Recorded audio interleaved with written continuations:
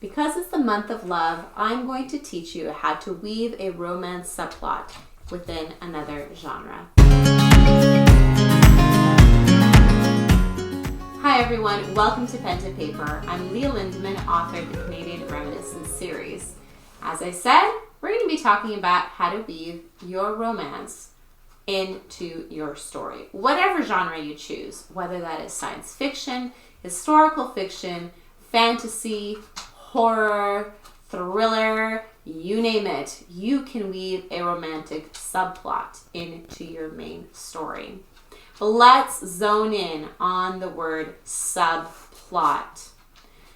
First rule of writing romance into another genre is that your romance does not take first seat, that your romance does not become the main plot of your story.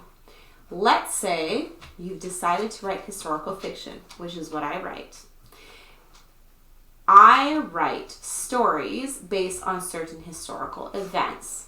So specifically for my second book in Wisps of Gold, the main goal is not for her to get together with one love interest or the other, but instead it's about her finding her father's treasure after she has found his corpse, and for her to have victory over her blackmailer.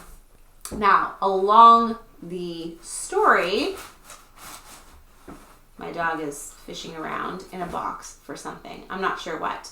But along the story, she falls for certain love interests, and that develops throughout the plot.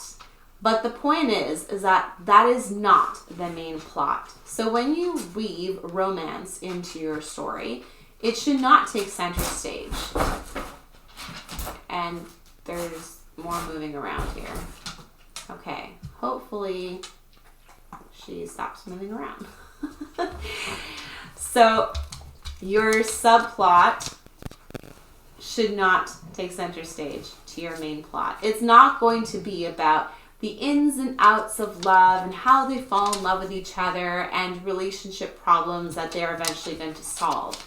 Your climax is not going to be about the relationship. Remember, we have our setup. Then we have our rising action.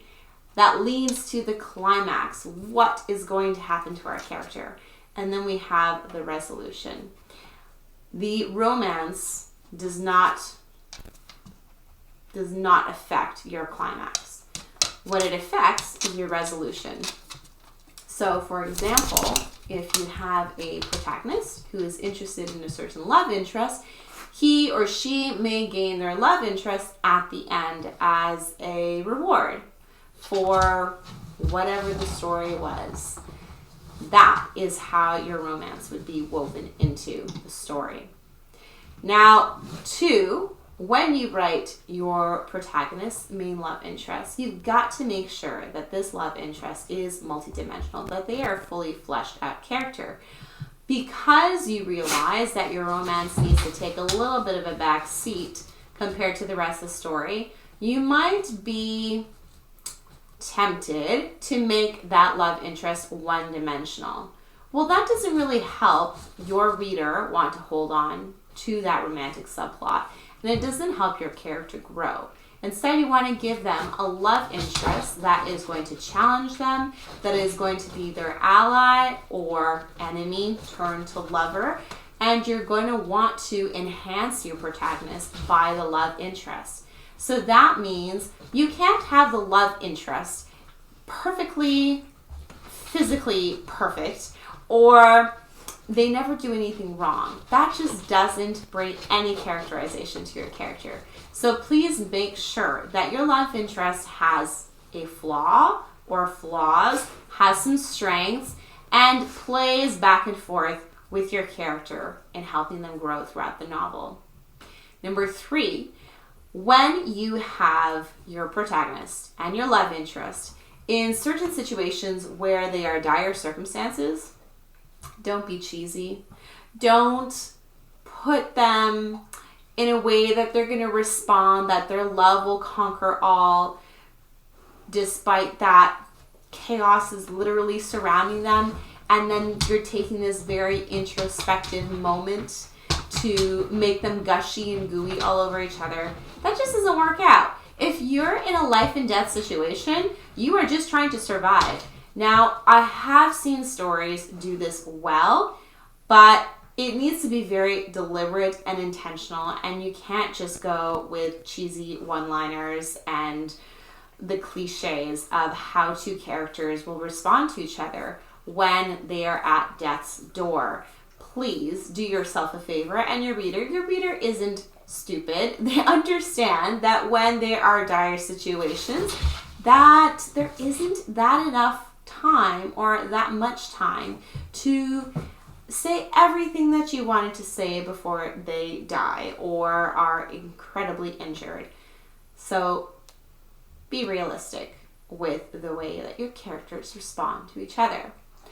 4, the time to really bulk up or beef up your romantic subplot are in the slower paced tones of your novel. So in the rising action, we have the setup, and then we have the rising action. Now, your rising action is going to always rise, but you might have times when it plateaus or dips a tad bit just to bring a little bit more characterization to your characters in perhaps when they are trying to solve a puzzle, or they are needing a break from being on the run from a certain enemy, or they're gathering supplies, whatever genre that requires slow parts.